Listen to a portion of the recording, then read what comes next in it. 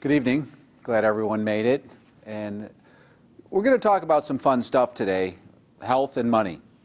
And, well, really, more specifically, how your health impacts your bottom line, whether it's your personal finances or your company's.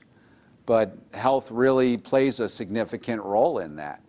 And everyone knows that health is the most valuable thing that we have, but a lot of people don't actually, it's kind of ironic, they put the least amount of effort towards their health, even though it's the most important thing that they have going for them. And it's something that I think, it's just, you become complacent and just, there's so much other stuff going on that it's, the hardest thing to see is what's closest to you.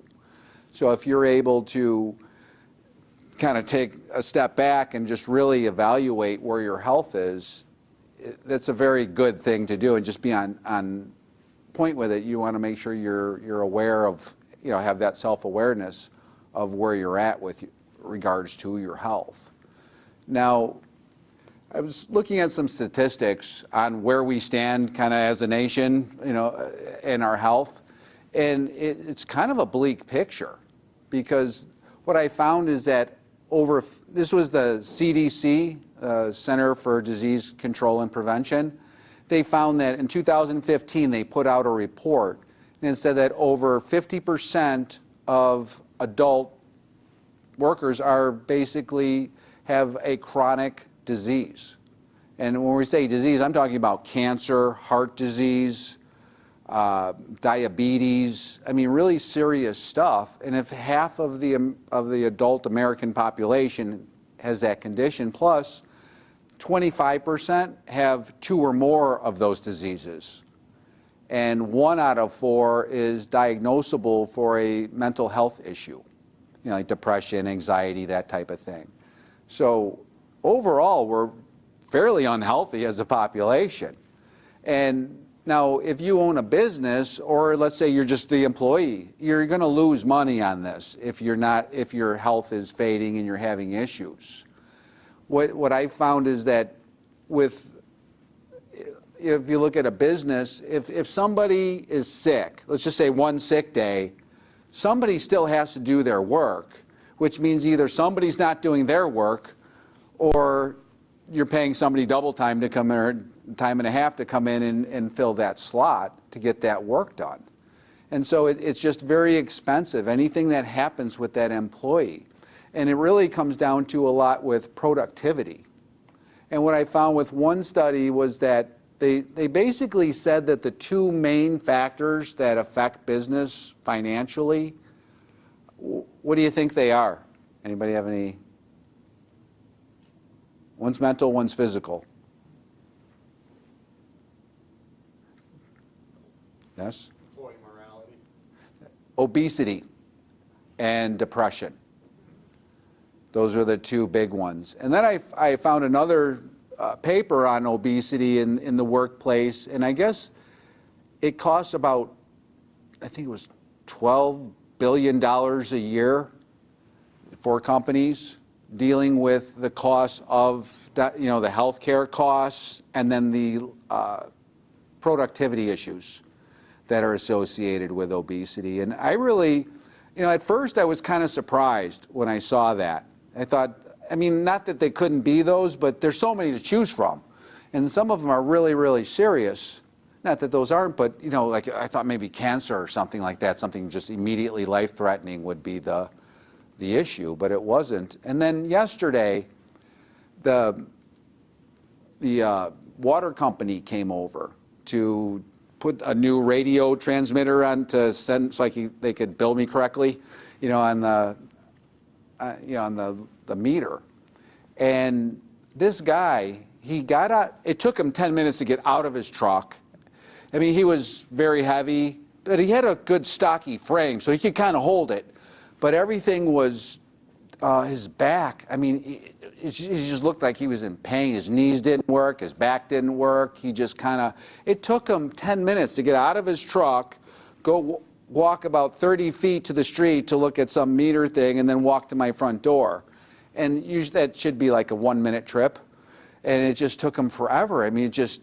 him going up and down my basement stairs, I was really afraid something was going to happen. I mean, I almost had to kind of help him get all the way up that final stair. It was just really bad. I mean, but I mean, and it was just such an epic journey for him to go up and down the stairs. He was just, you know, exhausted from doing that. You could just see it. And I couldn't imagine how poor his quality of life is if everything that he does hurts. Every time he goes to move, it's a big labor-intensive project.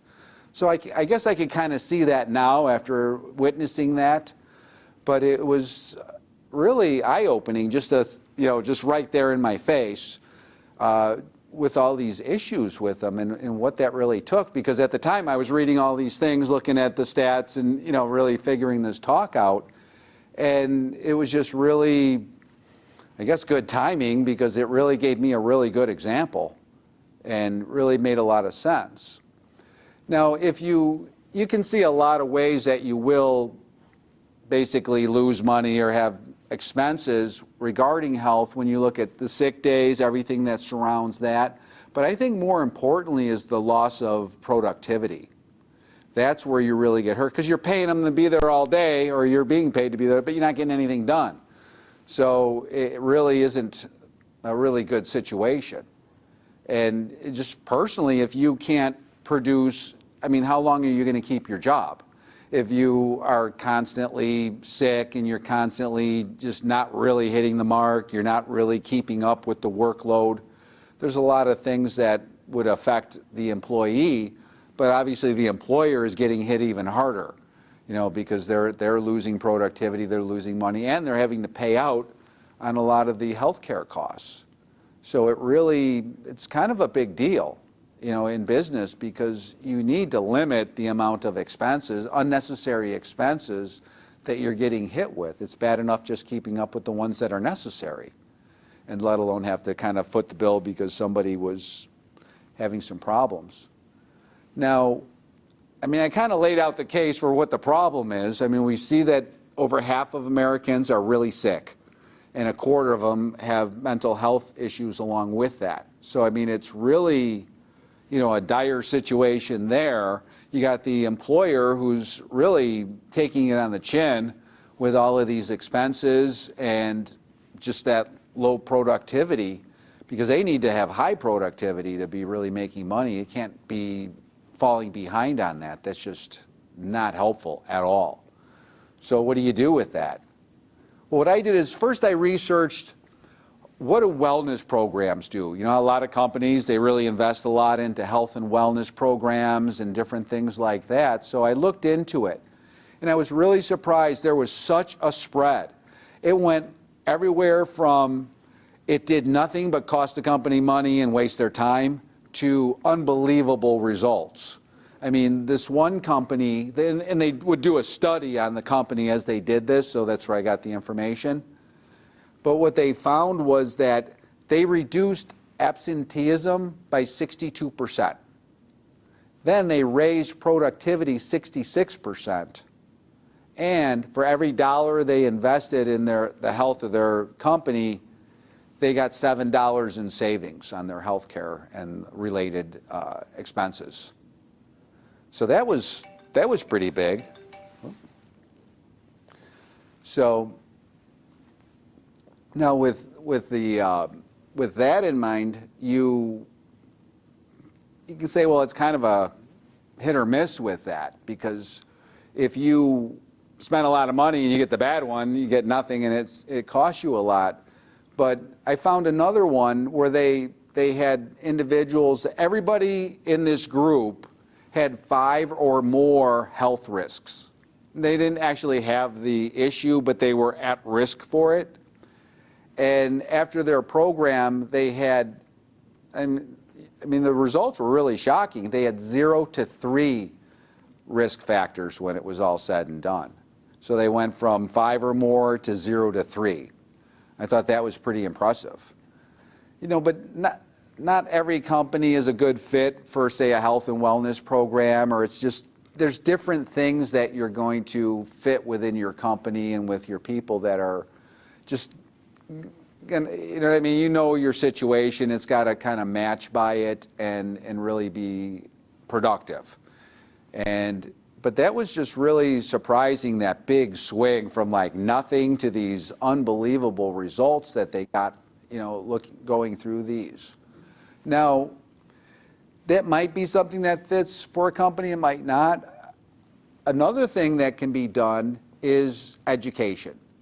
If you, let's say you educate your company on health-related issues, on all the different factors, all these things that I've been talking about, and really get them to understand how to have healthy habits, how to actually know what to eat, what not to eat, different little things that you can do that will actually go a long way in promoting your health. Now, if you, let's say that, you know, that's the health care thing isn't going to, or the health and wellness thing isn't really working, education, that's something that it really isn't that expensive. And it's more than motivation. In other words, if you have somebody come in and do a lunch and learn, and they talk about nutrition, or they talk about different types of exercise, helping you kind of figure out what really fits into what it is that you really fit by. And if you're able to really kind of narrow that down, but when you're educated and you have that information, the thing that happens is it's self-motivating, because it's not just, you know, if you get really motivated on something and then a week later you're all done, you know, it just only lasted so long. Motivation only carries you so far. And what really, I think, carries the day, though, is education. Because if you know better, you know what I'm saying, you're not going to do that. If you know better, you're going to do this, because that's going to lead you to more health. This is actually a really bad thing. And just really understanding, I mean, even if you, let's say you take high fructose corn syrup, for example. In the 50s, they fed that to cattle. And then they all got diabetes and got sick, and they said, well, we can't give this to cattle, but what are we going to do with our high fructose corn syrup? I know, let's give it to humans. So they started putting it into our foods instead. And because they used it to fatten the cattle, that was the purpose of it. Now they're fattening us. Now it's actually not even a food. It's not even an ingredient, it's a chemical. And what your body does when you have that is it sees it as an attack. You know what I'm saying? This is a foreign entity attacking my body, so they surround it and quarantine it in fat. And that's how you get fattened. And so in knowing that, you'll be less likely to want to eat it. So that's where I say the education really plays a big role, because when you know the facts behind something, you're less likely to want to do it, or if it's a good thing, you're going to be all over it, because you're coming from a point of understanding and knowledge, not just kind of what you always do or what everybody else does or whatever it says on the package. You know, the thing that really got me, and this, have you noticed all these little labels now on packaging that says no high fructose corn syrup? Now, if it's so good that it's not there now, I'm wondering why it was there in the first place. You know, now that they're bragging that they don't have it, well, it's kind of like saying, well, we were getting you before, now we're just coming clean. And I think that's really kind of disheartening in a way, just the way that our foods are so really mislabeled and misrepresented. It says it's healthy, but it's really not. And that's something just to kind of consider. But now with the education, if, like I said, if you have a speaker come in and talk about nutrition, you educate your people, you give them things to read, you give, however you can find a way to get into their heads that information that's going to help them relating to their health. I mean, this is all coming back to the company, because if they're healthier, they're less sick days, more productivity is coming out of them. And here's the other thing, what about customer service? If you have somebody that's really not well, they're depressed, they're in pain, physical pain, they're exhausted, they have all these things going on, how are they going to greet your customer and how are they going to interact with people? It's probably not going to be good. And when somebody does that and then they go out and they have a bad experience with your your guy, and then they start talking about that, because people will talk about negative things way faster than they'll spread word about positive things. So it's really important to make sure that that everybody is in a good position, and they're not in a position where they're going to wreck your business because they're forming bad relationships with your customers. And I think that's something that, just an expense that you might not think of when you lost that customer because that person was in a bad mood or they were in pain and they weren't just doing well, and you don't even know that happened. They came in, had a bad experience, you never hear from them again. You just wonder why, where did those guys go? They used to always come in here. And you find out that, later on that they had a little run-in with your office manager or something. You know what I'm saying? It's something that you can consider. Now, the other thing is you want to encourage and incentivize, if necessary, healthier habits. And the cool thing about habits is they're really easy to form. I mean, granted, the bad habits are way easier to form than the good habits, but it's really the same process. And so if you can start to instill some more positive, helpful, healthy lifestyle type habits, a habit could be something as simple as, all right, I'm going to take supplements every morning, so I'm kind of adding to my nutrition. Doesn't take very long, but it makes a big difference. Or even if you just make the effort to try to eat as close to nature as you can. And when I say that, I'm talking about, let's say, organic, fresh broccoli is best. Next best would be fresh broccoli. Next best would be frozen broccoli. Next best would be canned broccoli. And then you kind of stop there. But, it's not going into the processed foods, but trying to get as close to nature. And it has more nutrition. There is actually, you can take the same food and the type of condition that it's in, or, the grade of it, I guess, really will have a difference in the kind of nutritional value that it's going to give you. And so the more habits, healthy habits that you can form, the better. So you just encourage healthier habits. And really a lot of this, everyone is the example. Other people are one of two things. They're either an example or a warning. If you look at them and they're just falling, like that gentleman that was at my house fixing that water meter. He was a big warning with big flashing lights around him. You do not want to wind up like this. And then there's other people you see that they're well into their years and they're just so vibrant, they have so much health, they're just so much energy, and you just want to do what they do just to stay, so you look like them when you get to be their age. And I think that's something to always consider. Look around, see what's going on. But it's really a matter of just encouraging, and again, if there's a way to incentivize it or whatever you got to do, but you got to get some of those better habits. Now, when I was talking about the fact that over half of the American adult population has a chronic disease, 25% have 2 or more, and 1/4 of them have a mental health condition. Now, I didn't tell you this before, but the really saddest part about all that is that they said in the article that 2/3 of those cases were preventable with proper diet and exercise. 2/3 of them. That's a lot, okay? And those are really serious conditions as well. Now, if you find yourself, in those situations, that's really bad. And it's a lot harder to get healthy once you're sick than just to make the effort right now to try to stay healthy. I mean, it's a totally different workload. And when you're sick, it's hard to do anything. So, I mean, the deck is stacked against you at that point. Now, one really, really cool thing about when you're on a roll with exercise is kind of like the gateway to other healthy things.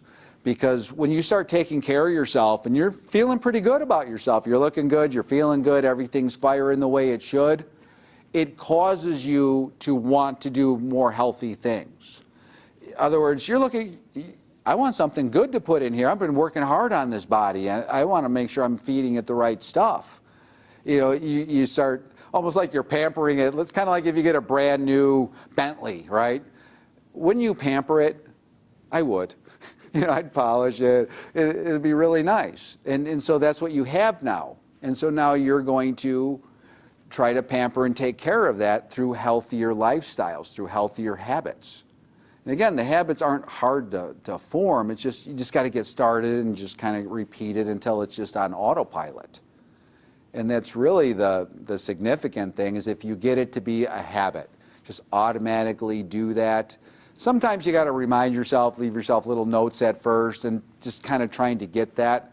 What I generally do when I'm trying to form a new habit is I put it on my to-do list, because I have to do my to-do list. So if it's on there and I see it, I will do it until I just get tired of writing it down on the list, and I just do it. And that's my reward. I don't have to write it anymore as long as I can remember it and actually start taking action with it. But exercise is really important. I mean, it's half the equation: proper diet and exercise. And really doing the right type of exercise. You know, I'll add that in, because at different points in your life, different types of exercise are more beneficial for you. Through the age of 33, everything's good for you. You can do anything, okay? Your body is just at its prime. It's really just, it's kind of like it's almost plugged into the energy source. You know, it's just really vibrant all the way through. Now, as you start to get past that point, it's more difficult for you to really recover from exercise. You have to pace yourself. You have to give yourself a little bit of space in between. You have to just really get to know your body and know what is the right thing, because if you actually push your body too far, let's say you're my age, I'm 54, okay? If I push my body really, really, really hard, just beyond measure, right, I won't get that much energy back. I'll actually net lose energy and lose vitality by doing that. So it's really important that you're doing the right type of exercise that's appropriate for your body, for your fitness level, for your age. Those are huge factors, because you may be doing an exercise program that you think is just really doing wonders, but it's actually robbing you of years off your life. You just don't know it, because it's zapping you of your energy. It's zapping you of your chi. And once that happens, you know, it's just an uphill battle at that point. Now, that's why I always, you know, let's say you have somebody that, they say, well, based on my age and my physical condition, there's no way I can exercise. I have trouble walking. And there's always something. You know, there's high impact movements and very aggressive types of trainings, okay, but there's also low impact. I mean, Tai Chi, it's very low impact. I mean, there is some movement, a lot of movement to it, but it's not high impact. It's very mindful movement. It's moving meditation. But if you move into Qigong, you can do it sitting down if you needed to. And so there's a lot that you can do regardless of your health condition. And it's just a matter of wanting to and actually making the effort, finding the right type of program that's going to make sense to you. Because you can approach this from one of two ways. You know, say, all right, I'm going to exercise, I'm going to get in shape, I'm going to do all this. Okay, you could say, all right, I'm going to join the gym and not go, and then I'm going to start running for like a week. And then, but it's hard to sustain it because you don't have that willpower. You don't have that you know, I'm totally on this. You just don't have that. That's why joining a program, whether it's taking a Tai Chi class, whether it's signing up in a martial arts school, whether it's doing yoga, but something where there's an accountability. Somebody's expecting you to be showing up for the class. And so that is helpful. When you have that accountability, they'll just guilt you into coming in and exercising, but hey, whatever works. Because the point is that you're moving your body. You know, you can look at it this way. What happens to water that sits for a long time? Becomes putrefied, right? we're 70% water, okay? If we sit for a really long time, bad things are going to happen. And I've even heard it said many times that sitting for 1 hour does the same amount of harm to your body as smoking 1 cigarette. So if you sit for 8 hours, how many are in a pack? Anybody know? I don't even have a clue. Well, let's just go with it. So it's like smoking a pack of cigarettes every day when you're at work. And it's something that is just not, you wouldn't think that, right? You think, well, I'm just resting. I'm resting my body. It should be getting energized because I'm just sitting here energizing it. But there's things that go on with your body that require you to be moving for them to happen. Your lymphatic system, it only runs when you move your body. And that's a huge piece of your immune system. So that's something that you really, just think about it. That's just one thing. There's lots of things that go on with the body. And the more that again, this comes back to education. The more you know that, well, I don't want to sit for an hour. It's like having a cigarette, and I don't smoke. And so it's one of those things where knowing this information, understanding how different things are impacting your actual health, and both positively and negatively, so you know what it is that you should or shouldn't be doing. But that's really, when I keep kind of going back to the education part, that's in everywhere. But it's something that you definitely want to, have in place where you're, at least as leader, because I look at everyone as a leader because everybody has to lead their own life, let alone if they have employees that they're responsible for. So as a good leader, you have to set the right example, set the right tone, and take care of yourself. And I think that's really an absolute. I don't see that as an option not to, because it's just so important that you're doing that.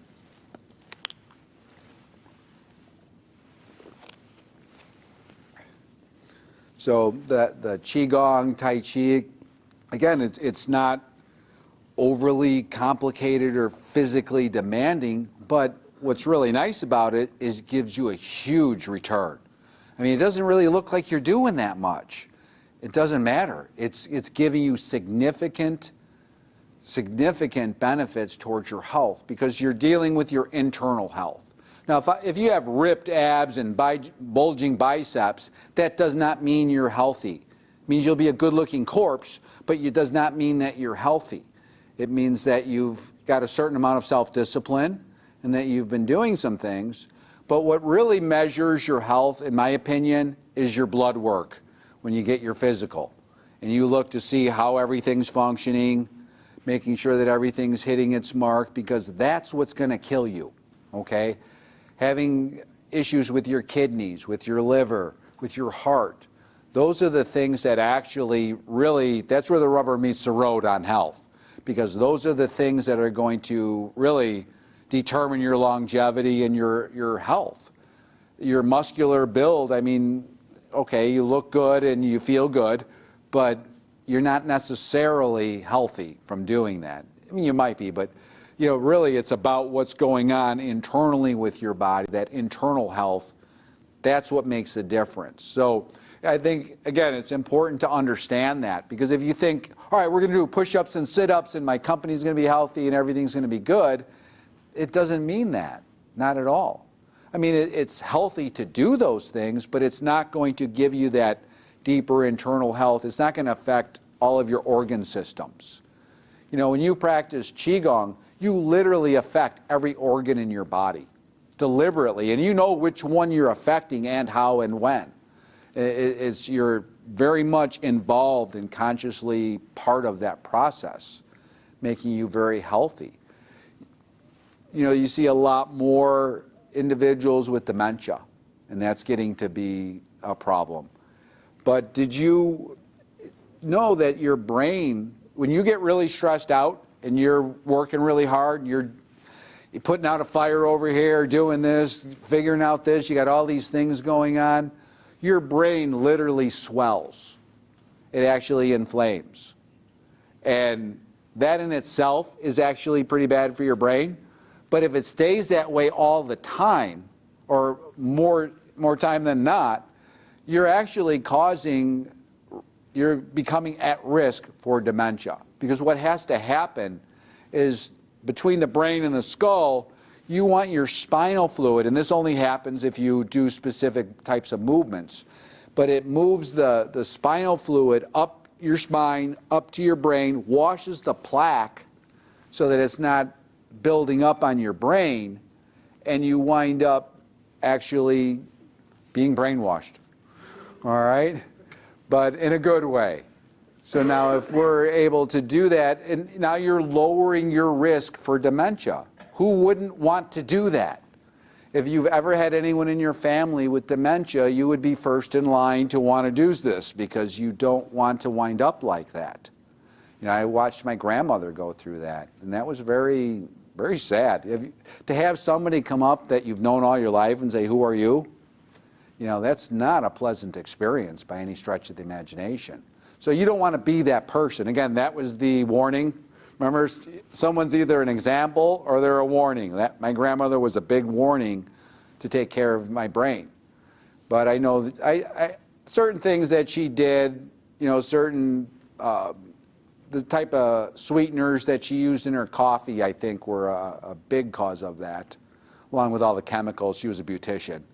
And I think just with all the permanent stuff and all that type of thing, I'm imagining she got a lot of toxins and a lot of things that weren't really too healthy for her. But it's something that, you know, you can see that. But if you understand that by moving your spine, you know, almost like a serpentine type of movement, and then that's actually going to move spinal fluid and actually clean things off, that's, you know, that's worth the price of admission right there. You know, it really is. So, you know, we can kind of see the health benefits. Now, one thing that I'm looking to do is really get out to other companies in the area and really do a presentation similar to this, but with the employees and the managers, so to help the companies to be able to kind of get everybody on board with just trying to be healthier. You know, I feel like I'm Paul Revere, but I'm being treated like Chicken Little. You know what I mean? Because it's like nobody wants to hear it. They're just so not really interested in taking care of themselves, or they would be doing it. But I think through education and through really trying to help them to understand what the situation is, how doing the right thing is going to really change the effect of everything, now they're more likely to get on board and actually start doing things to try to promote their health. And I think, you know, a lot of you I know that are active in doing things, but it's something that, I mean, it's a lifelong journey. You can't just say, "Oh, I'm going to train till I'm 50 and then I'm just going to let it all go." You have to keep managing it, but with the right type of exercise and really trying to find what fits in. Because I've been training in martial arts most of my life, so I've kind of gone through a lot of the age cycles. And I could see how I trained when I was 20 versus how I trained when I was 40 versus 50. You know, there are definite differences in the type of movement and really how you train. Now, I just want to, does anybody have any questions?